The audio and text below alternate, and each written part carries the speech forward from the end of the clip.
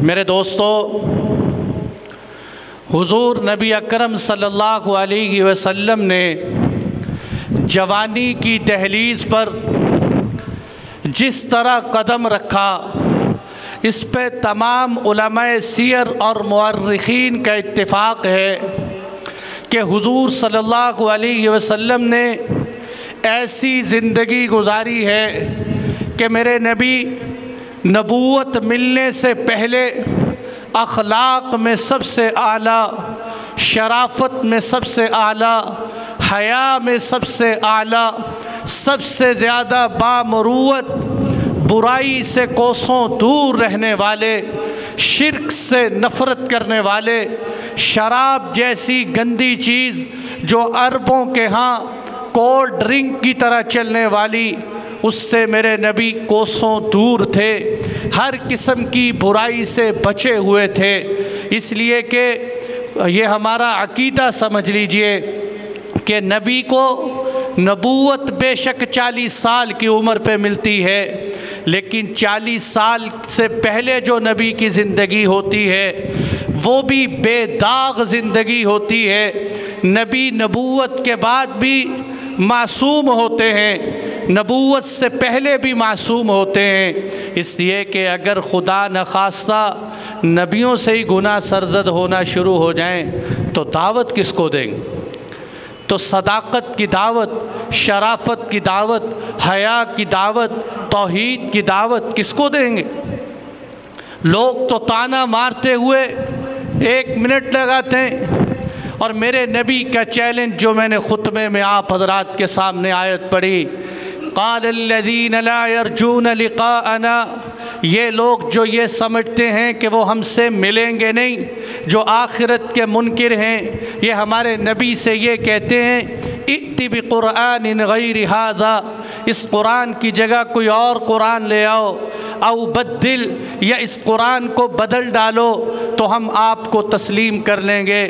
آپ صلی اللہ علیہ وسلم نے فرمایا میں ہرگز قرآن کو بدل نہیں سکتا، میں اللہ کی نافرمانی سے ڈرتا ہوں۔ پھر آپ نے فرمایا اے لوگو، اگر اللہ یہ چاہتے تو میں قرآن تمہارے سامنے بیان نہ کرتا، ولا ادراکم بہ، اور تم قرآن کو پا نہ سکتے، اور فقد لبثت فیکم عمرا من قبلہ، سمجھ لیں آج میرا جمعے کا بیان اور پچھلے سارے بیان صرف اس ایک آیت پر، فقد لبثت فیکم عمرا من قبلہ۔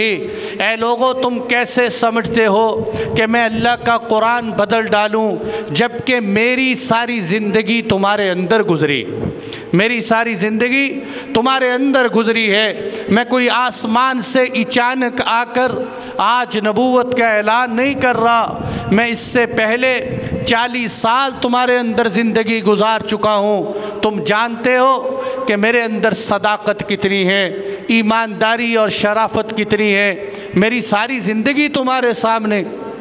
اور پھر نبی اکرم صلی اللہ علیہ وسلم کی زندگی، بلکہ تمام انبیاء کی زندگی ایک سانچہ ہوتی۔ کیسا سانچہ؟ جس سے شریعت کے مسئلے ڈھل ڈھل کے نکل رہے ہوتے ہیں۔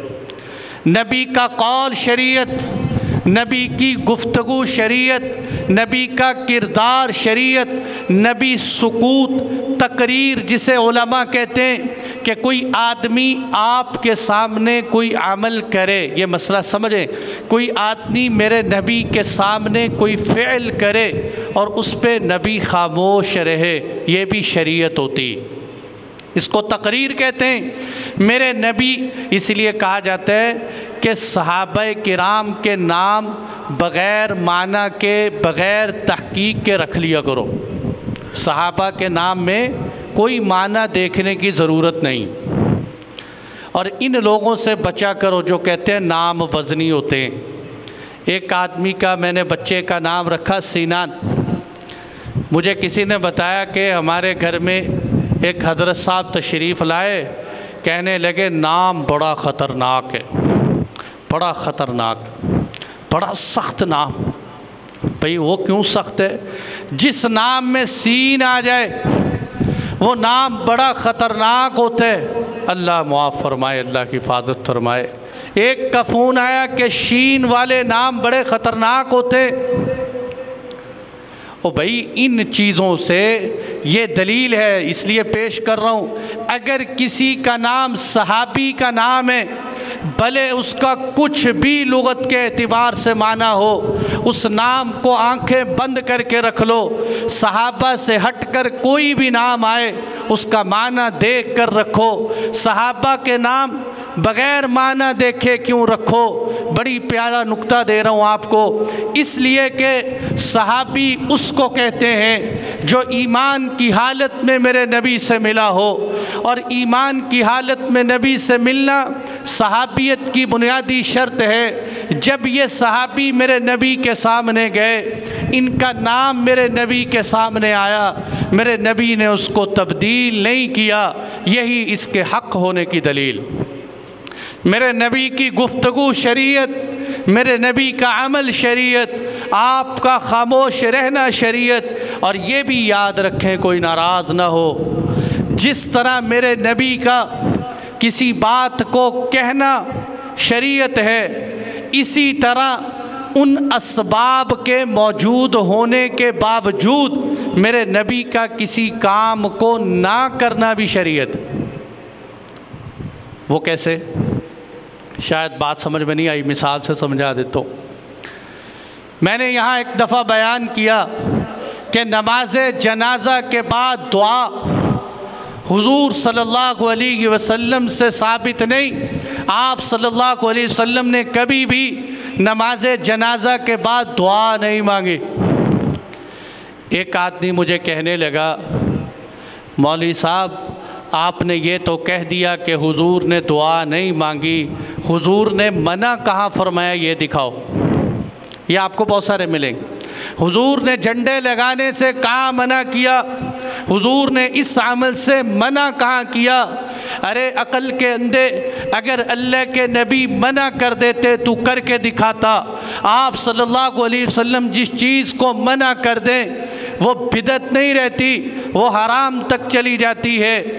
آپ صلی اللہ علیہ وسلم کا جس طرح کسی کام کو کرنا سنت ہے، میرے نبی کا کسی کام کو نہ کرنا بھی میرے نبی کی سنت۔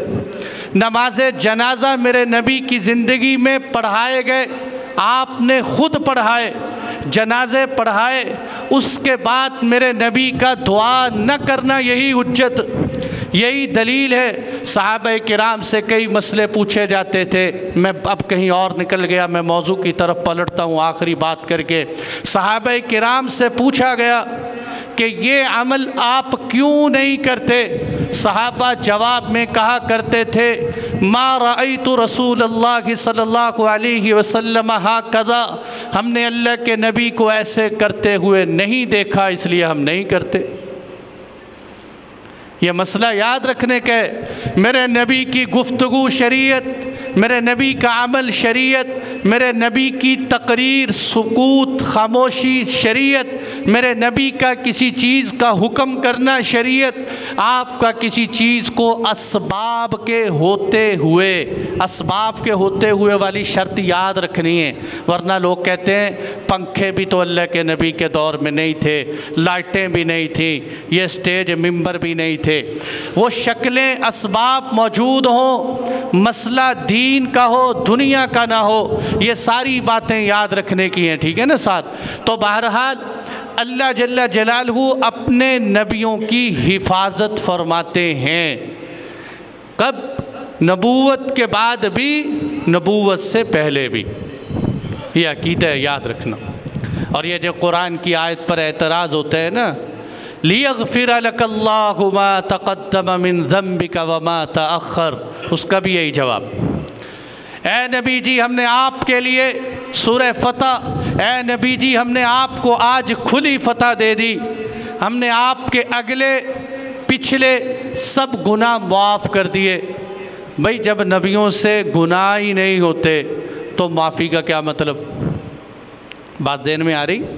جب نبیوں سے گناہ ہوتے ہی نہیں تو گناہ معاف کیسے؟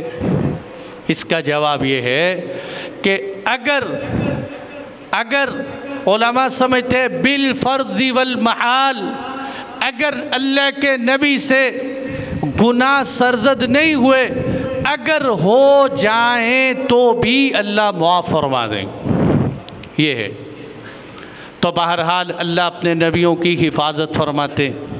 یہی وجہ ہے کہ عرب کی اس کنٹری میں رہتے ہوئے یہاں شراب ہمارے پیپسی اور سپرائٹ کی طرح چلتی تھی، اس فضا میں رہتے ہوئے میرے نبی نے شراب سے اپنے آپ کو محفوظ رکھا۔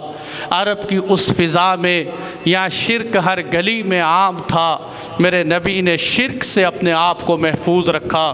حضرت زید بن حارثہ کہتے ہیں میں اور اللہ کے نبی چلے جا رہے تھے کہ لات اور عزا کے بت پر لوگ ہاتھ لگا کے گزرا کرتے تھے، میں ہاتھ لگانے لگا، آپ صلی اللہ علیہ وسلم نے مجھے زور سے ڈانٹا کہ خبردار ان بتوں کو ہاتھ بھی نہ لگا، ان کو ہاتھ بھی نہ لگا۔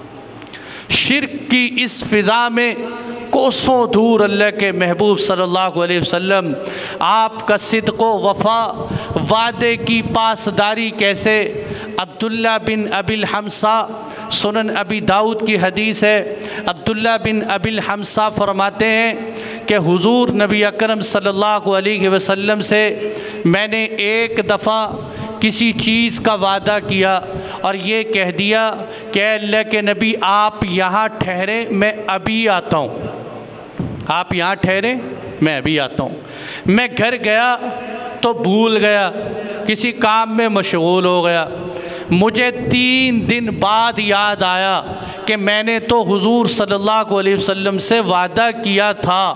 میں تلاش کرتے کرتے جب اس جگہ پہ پہنچا یہاں میری اور اللہ کے نبی کی بات ہوئی تھی، تو 3 دن بعد بھی اللہ کے محبوب وہی ٹھہرے ہوئے تھے۔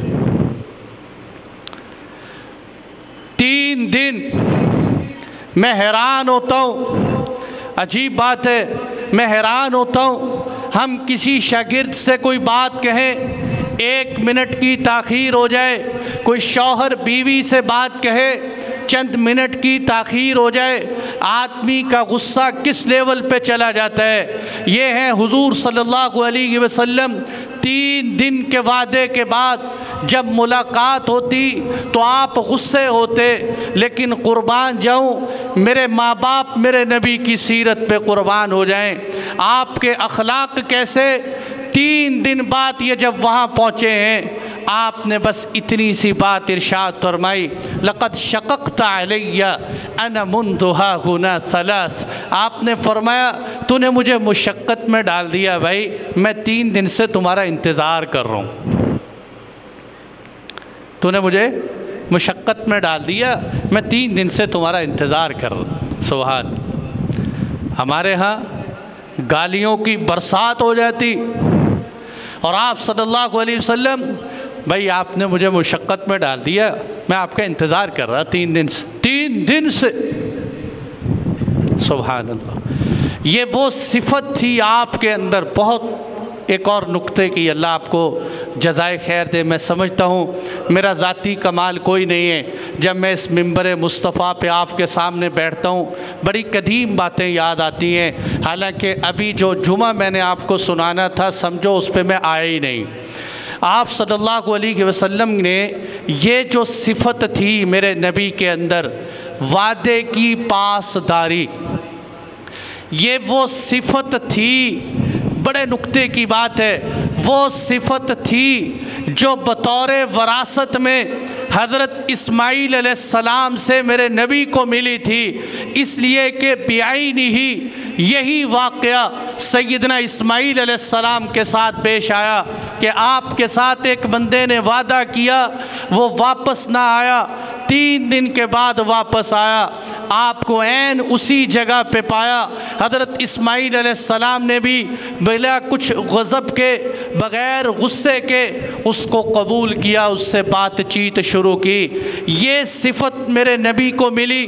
نقطے کی بات یہ دے رہا ہوں، اللہ نے حضرت اسماعیل علیہ السلام کی اس صفت پر قرآن میں کہا انہو کان صادق الوعد وکان رسولا نبیا، کہ میرا اسماعیل وعدے کا سچا ہے۔ یا اللہ اسماعیل علیہ السلام نے وعدے کی پاسداری کی، تو نے اسماعیل علیہ السلام کا تذکرہ قرآن میں کیا، انہو کان صادق الوعدی، اے اللہ میرے نبی نے بھی وعدے کی پاسداری کی، لیکن میرے نبی کے اس وعدے کا تذکرہ قرآن میں نہیں ہے۔ کیا وجہ ہے؟ اللہ نے فرمایا نہیں، دیکھو انک لعلی خلق عظیم، میرے نبی میں کوئی ایک خوبی تھوڑی تھی کہ جس کو میں جو ہے واضح کرتا، میں ہائی لائٹ کرتا، بلکہ انک لعلی خلق عظیم۔ اس قرآن کو پڑھتے چلے جاؤ، اس قرآن میں نبیوں میں جتنی صفات آئی ہیں وہ ساری صفات اکٹھی کر کے جس مجسمے میں میں نے جمع کی ہے اسے ہی تو محمد مصطفیٰ کہتے ہیں۔ وَإِنَّكَ لَعَلَىٰ خُلُقٍ عَظِيمٍ۔ اماں عائشہ سے پوچھا گیا، اے اماں میرے نبی کے اخلاق کیا تھے؟ آپ نے فرمایا قرآن نہیں پڑھتے ہو کہ قرآن میں جتنی صفات ہیں سب میرے نبی کے اخلاق ہی تو ہیں، سب میرے نبی کے اخلاق۔ 3 دن تک وعدے کی، اور ہمارے ہاں کیا کہتے ہیں؟ ہمارے ہاں کہتے ہیں وہ وعدہ ہی کیا جس میں وفا ہو، وہ وعدہ ہی کیا جس میں وفا ہو، یعنی وعدہ کرو پورا نہ کرو، کہتے تو اسے ہی ہے وعدہ۔ 3 دن کی بات، مہینے بعد آپ کو پیسے لوٹا دوں، کل لوٹا دوں، ابھی کام کر دوں، چکر میں رکھتے رہو، لوگوں کو تنگ کرتے رہو اور سمجھو ہم ایمان والے بھی ہیں۔ میرے دوستو، اللہ کے نبی نے اس کو منافق کی نشانی بتایا۔ ہاں آپ نے فرمایا آیت المنافق 3، منافق کی نشانیاں 3 ہیں، اس میں سے ایک وعدے کی خلاف ورزی بھی ہے۔ بہرحال آپ صلی اللہ علیہ وسلم نے یوں وعدے کی پاسداری کی۔ اور سنیں، میرے نبی اکرم صلی اللہ علیہ وسلم کی رحم دلی، لوگوں کے ساتھ ہمدردی کا معاملہ، کہ آپ اس زمانے میں تشریف لائے کہ جب لوگوں کو غلام بنایا جاتا تھا، غلام بنا کے بیچ دیا کرتے تھے، آزاد لوگوں کو بھی غلام بنا لیا کرتے۔ لوگ کہتے ہیں نا اسلام غلامی دیتا ہے، اسلام غلامی نہیں دیتا، اسلام غلامی کے زمانے میں غلامی کو مٹانے کے لیے آیا۔ کیسے مٹایا؟ فرمایا قسم کا کفارہ غلام آزاد کرو، زہار کا کفارہ غلام آزاد کرو۔ میرے نبی نے فرمایا ایک غلام آزاد کرے یہ ثواب، یہ ثواب، یہ ثواب۔ اتنے غلام آزاد کروائے جس کی مثال ہی نہیں ملتی۔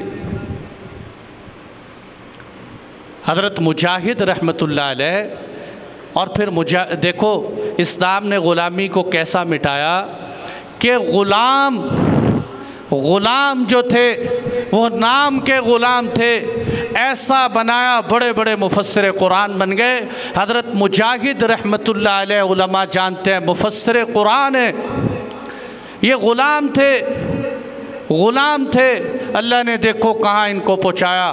آج تفاسیر بھری پڑی ہیں حضرت مجاہد کے اقوال سے۔ تو بہرحال آپ صلی اللہ علیہ وسلم کی بات کر رہا تھا، آپ اس زمانے میں تشریف لائے جب غلامی عروج پہ تھی۔ اسی زمانے میں حضرت زید بن حارثہ قبیلے بنو تیم سے تھے کہ یہ اپنی ماں کے ساتھ اپنے ننیال ماموں گھر جا رہے تھے۔ رستے میں اس کو چند لوگوں نے ان کے قافلے کو لوٹا اور لوٹ کر حضرت زید بن حارثہ کو غلام بنا کے بیچ دیا۔ حضرت خدیجۃ الکبریٰ اماں جان کے بھتیجے حکیم بن حزام نے ان کو خرید دیے۔ حکیم بن حزام ان کو لے کے آئے، انہوں نے تحفے کے طور پہ اپنی پھوپھی حضرت خدیجہ کو پیش کر دی۔ حضرت خدیجۃ الکبریٰ نے حضرت زید کو بطور تحفہ کے میرے نبی کی خدمت میں پیش کر دی۔ سننا ذرا بات، غلامی کی زندگی سے آ رہے ہیں۔ حضرت زید بن حارثہ پورے قرآن میں کسی صحابی کا نام نہیں سوائے حضرت زید کے۔ پورے قرآن میں ایک حضرت زید کا نام، یہ وہی حضرت زید ہیں آپ صلی اللہ علیہ وسلم کے پاس آ آپ صلی اللہ علیہ وسلم کے ساتھ رہنے لگ گئے۔ ادھر سے قبیلہ طے کے چند لوگ آئے مکۃ المکرمہ حج کرنے کے لیے، انہوں نے حضرت زید کو دیکھ لیا۔ جب حضرت زید کو دیکھا تو جا کے ان کو کہا کہ اللہ کے بندے تمہارے والد تو بڑے پریشان ہیں، انہوں نے تو دن رات، ابن حجر اسقلانی نے الاصابہ میں اشعار لکھے کہ وہ اشعار پڑھتے رہتے ہیں، کب ملے گا میرا بیٹا، مجھے پتہ ہو کہ زندہ ہے یا فوت ہو چکا، وہ زمین میں دفن ہو گیا یا پہاڑوں کی چوٹیوں پر ہے، میں اپنی سواری کو دوڑاؤں گا، سواری تھک جائے میں نہیں تھکوں گا، اگر میری زندگی ختم ہو گئی میں بعد والوں کو وصیت کروں گا کہ زید کو تلاش کرو۔ اتنا بیتاب اور روتے رہتے۔ ان کو حضرت زید کو والد کی یہ بات سنائی۔ حضرت زید نے آگے سے کیا کہا، یہ سننے کی بات ہے۔ آج بندہ پتہ کیا کہتے ہیں میں حرام نہیں چھوڑ سکتا، میرے بچے کہاں سے پلیں، میں نبی کی سنت پہ نہیں چل سکتا، میری برادری ناراض ہو جائے، میرا کنبہ ناراض ہو جائے، میرا خاندان مجھ سے ٹوٹ جائے، میں اپنی بچی کی شادی شریعت کے موافق کروں، سنت کے موافق کروں، میری ناک کٹ جائے گی۔ سنو صحابہ کرام کی زندگی، جنہوں نے میرے نبی کی خاطر سبھی کچھ قربان کر دیا۔ حضرت زید بن حارثہ نے اپنے باپ کے اشعار سن کر یہ نہیں کہا چلو مجھے ساتھ لے چلو، کہنے لگے جا کے میرے ابا کو سلام پیش کرنا اور کہنا ابا جی گھبرانے کی ضرورت نہیں ہے، آپ کا بیٹا بڑی بہترین جگہ پر ہے، آپ کا بیٹا بڑی بہترین جگہ پر۔ اب یہ ابا جان اور چچا بہت سارا فدیہ اکٹھا لے کے پہنچ گئے آپ صلی اللہ علیہ وسلم کے پاس۔ آپ تو ہاشمی ہیں، ان کو کیا پتہ تھا اللہ کے نبی، آپ ہاشمی ہیں، آپ مکۃ المکرمہ کے پڑوس میں رہتے ہیں، یہ میرے نبی کو تانے دے رہے ہیں، آپ تو قیدیوں کو چھوڑتے ہیں اور آپ نے ہمارے بچے کو غلام بنا لیا، یہ لیں پیسے، اگر آپ کہیں ڈبل دے دیں گے حضرت زید کو چھوڑ دیں۔ آپ نے فرمایا زید کو بلاؤ۔ حضرت زید سے پوچھا کون ہے، کہنے لگے ہذا ابی وہذا عمی، یہ میرے والد ہیں، یہ میرے چچا ہیں، میں ان کو جانتا ہوں آپ صلی اللہ علیہ وسلم سے۔ آپ نے فرمایا کہ ٹھیک ہے زید، اگر ان کے ساتھ جانا چاہتے ہو بغیر معاوضے کے چلے جاؤ۔ حضرت زید بن حارثہ نے کیا کہا، انہوں نے کہا نہیں اے اللہ کے نبی آپ کو چھوڑ کے نہیں جا سکتا، آپ کو چھوڑ دوں، نہیں ایسے نہیں ہو سکتا۔ ماں باپ، ابا کیا کہہ رہے ہیں، ابا کہنے لگے بیٹا غلامی کو آزادی پہ ترجیح دیتے ہو، غلام رہنا پسند کرتے ہو، سبحان اللہ سبحان۔ حضرت زید کہنے لگے اس ہستی کی غلامی میں جو مزہ ہے وہ آزادی میں کہاں، تم کہاں رہے ہو اس ہستی کے پاس، مجھے ان کے ہاں غلامی پسند، غلامی پسند۔ معمولی بات ہے، چھوٹی سی عمر میں اپنا پورا کنبہ اللہ کے نبی پر قربان کر دی۔ اللہ کے نبی نے بھی پھر حضرت زید سے ایسا پیار لگایا، یہی حضرت زید بن حارثہ ہیں۔ آپ نے فرمایا اے زید، سارے قریش کے بیچ میں کھڑے ہو کر فرمایا کہ یہ زید میرا غلام نہیں، یہ زید میرا بیٹا ہے، آج کے بعد زید بن حارثہ نہیں، زید بن محمد مصطفیٰ ہے، یہ ٹائٹل دیا آپ نے۔ یہ تو پھر اس واقعے کے 30 سال بعد اللہ نے قرآن اتار دیا ادعوہم لآبائہم، کہ نہیں اس بچے کے، اس کے اصلی باپ کے نام سے اس کو پکارو، تم زید کو زید بن محمد نہیں زید بن حارثہ کہا کرو۔ اس لیے اللہ نے قرآن میں حضرت زید کا تذکرہ کیے۔ یہ ایک میرے نبی نے غلامی کے زمانے میں حضرت زید کو غلام کہنے کی بجائے اپنا بیٹا کہا، اور اسی حضرت زید کے نکاح میں اپنی پھوپھی کی بیٹی دی، پھوپھی کی بیٹی کا نکاح حضرت زینب کا نکاح حضرت زید کے ساتھ کروایا، اور یہ میرے نبی نے اعزاز دیا کہ اے زید میں تجھ سے بھی محبت کرتا ہوں، تیرے بیٹے اسامہ سے بھی محبت کرتا ہوں۔ اسامہ بن زید یہ وہ ہیں جن کو میرے نبی نے اپنی زندگی سے پہلے غزوہ موتا کا پرچم دیا تھا کہ جہاں تیرے باپ غزوہ موتا میں شہید ہوئے ہیں زید بن حارثہ، اپنے ابا کی جگہ پہ جا، اب قاتلوں سے بدلہ لے۔ اسامہ بن زید، انہی سے آپ نے فرمایا تھا کہ لوگوں اگر تمہیں اسامہ کی امارت پہ اعتراض ہے تو مجھے اسامہ سے بھی محبت ہے، اسامہ کے باپ سے بھی محبت۔ یہ محبت دی میرے نبی، اجاگر کیا آپ صلی اللہ علیہ وسلم۔ تو میرے دوستو، یہ میرے نبی کی ہمدردی، خیر خواہی کی ایک چھوٹی سی مثال میں نے آپ کے سامنے پیش کی، ورنہ اگر اس پہ گفتگو کی جائے تو نہ ختم ہونے والی گفتگو ہے۔ بہرحال آپ صلی اللہ علیہ وسلم کی یہ صفات دیکھ کر اب میں اپنے موضوع پہ آیا ہوں۔ آپ کی یہ صفات دیکھ کر عربوں میں مشہور ہو گیا کہ یہ امین ہیں۔ یہ کیا ہیں؟ امین ہیں، یہ صادق ہیں، سچوں کے سچے ہیں۔